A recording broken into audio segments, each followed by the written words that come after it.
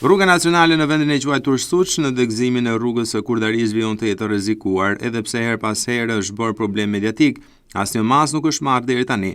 Ujërat e shirave të ditëve të fundit kanë dëmtuar edhe më shumë pjesën e poshtme të Karrexhatës, duke bërë që të mos ketë asnjë siguri për drejtuesit e mjeteve që lëvizin në drejtim të Klosit. Barrierat metalike anësore kanë mbetur në ajër për shkak se shiu ka gërryer dhera dhe shkëmbin ku ishin mbështetur. Siç duket nga pamjet, dëmtimi vijon të thellohet pasi ka çarje të shkëmbit në anën lindore.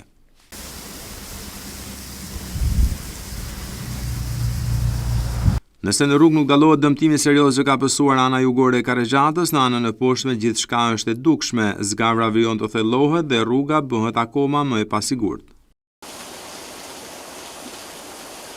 Rreziku më i madh qëndron për automjetet e tonazhit të rënd, të cilat mund të rrezikojnë rënje në lumin mat nëse lëvizin mbi pjesën e asfaltit që është boshtë nga poshtë. Banorët e zonës dhe drejtuesit e mjeteve shpesh kanë apeluar për ndërhyrje, por deri tani apeli i tyre ka rënë në vesh të shurdhër.